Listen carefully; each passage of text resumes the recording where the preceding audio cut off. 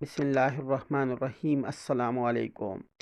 حضرت عدی رضی اللہ تعالیٰ عنہ بن نزلہ کا شمار حضور نبی کریم صلی اللہ علیہ وآلہ وسلم کے ان جان نثاروں میں ہوتا ہے جو دعوت حق کے آغاز ہی میں ہر قسم کے نتائج و عواقب سے بے پرواہ ہو کر آگے بڑھے اور لوائے توحید کو تام کر السابقون الاولون کی مقدس جماعت کے رکن بن گئے۔ ان کا تعلق قریش کی شاہ بنو عدی سے تھا۔ سن 4 بعد بعثت کے اوائل میں جب حکم خداوندی نازل ہوا کہ احکام الہی برملا سنائیے اور مشرکین کی مخالفت کی پرواہ نہ کیجیے، تو حضور نبی کریم صلی اللہ علیہ وآلہ وسلم نے اپنی دعوت کو اشکارا کر دیا اور کل عام مشرکین کو راہ حق کی طرف بلانے لگے۔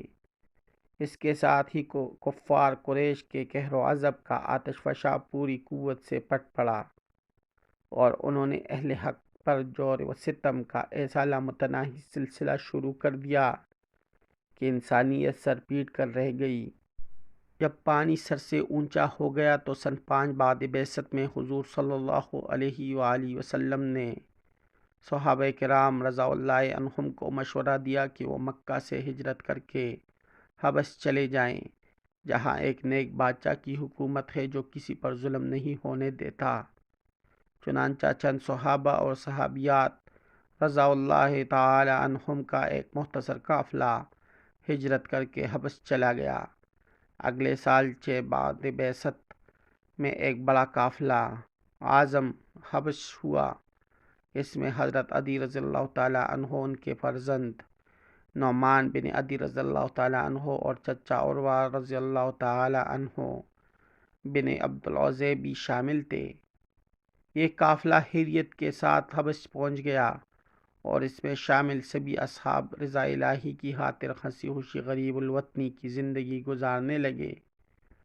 لیکن چند سال بعد حضرت عدی رضی اللہ تعالیٰ عنہ شدید بیمار ہو گئے اور اس بیماری میں ان کی وفات ہو گئی۔ مہاجرین حبشہ میں وہ پہلے آدمی ہیں جنہوں نے حبش کے غریب قدا میں سفر آخرت اختیار کیا اور وہیں پیوند خاک ہوئے۔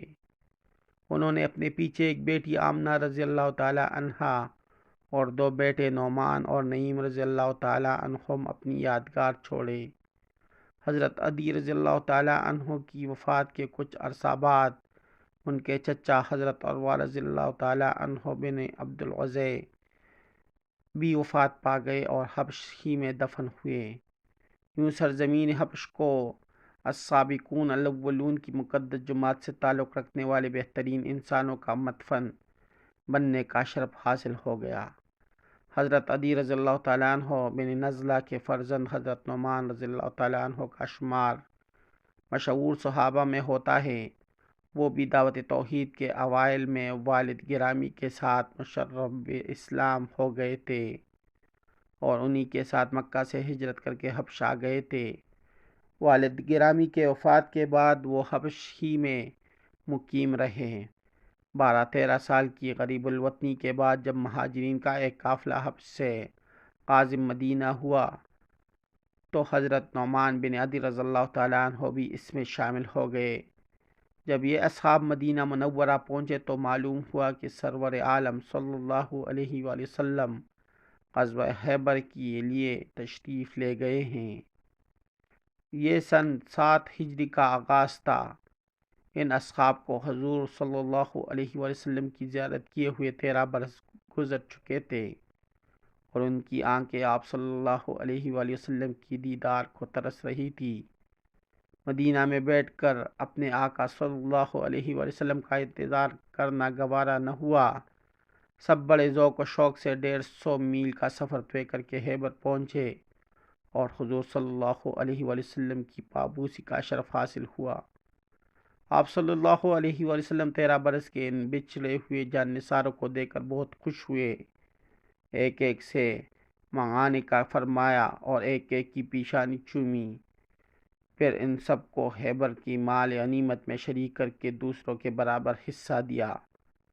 حضرت نعمان رضی اللہ تعالیٰ عنہ ایک خوشگو شاعر اور بہت لائق آدمی تھے۔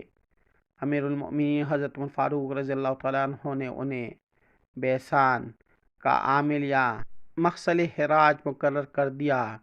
جب نعمان رضی اللہ تعالیٰ عنہ مدینہ سے چلنے لگے تو ان کی بیوی ان کے ساتھ پردیس جانے پر تیار نہ ہوئی، چنانچہ وہ تنہا چلے گئے۔ بیسان بڑا سرسبز اور شاداب علاقہ تھا۔ حضرت نعمان رضی اللہ تعالیٰ عنہ وہاں جا کر بہت مسرور ہوئے اور ایک دن بیوی کو بلانے کے لیے ایک شوق انگیز غزل لکھ ڈالی، جس کے کچھ اشعار یہی ہیں: کوئی ہے جو میری بیوی کو یہ خبر پہنچا دے کہ تمہارے شوہر کو شیشے کی گلاس اور فیروزی جگ سے شراب پلائی جاتی ہیں۔ جب گانا سننے کو میرا جی چاہتا ہے تو سر راہ ناچنے والا چنگ نواز اور گاؤں کا مقدم مجھے گانا سناتے ہیں۔ اگر امیر المؤمنین کو معلوم ہو جائے کہ میں ساتھیوں کے ساتھ ٹوٹے قلعے میں بیٹھ کر شراب پیتا ہوں تو مجھے ڈر ہے کہ وہ ناراض ہوں گے۔ حضرت عمر فاروق رضی اللہ تعالیٰ عنہ کو کسی ذریعے سے ان اشعار کا علم ہوا تو انہوں نے حضرت نعمان رضی اللہ تعالیٰ عنہ کو یہ خط لکھا: تمہاری نظم میں نے سنی، واقعی مجھے تمہارے یہ شعر برے لگے اور میں تمہیں معزول کرتا ہوں۔ ایک اور روایت میں ہے کہ حضرت عمر فاروق رضی اللہ تعالیٰ عنہ نے یہ اشعار سن کر فرمایا: بلا شبہ یہ اشعار مجھے بہت برے لگے ہوں۔ اگر کوئی نعمان کے پاس جائے تو اسے کہہ دے کہ میں نے اس کو معزول کر دیا ہے۔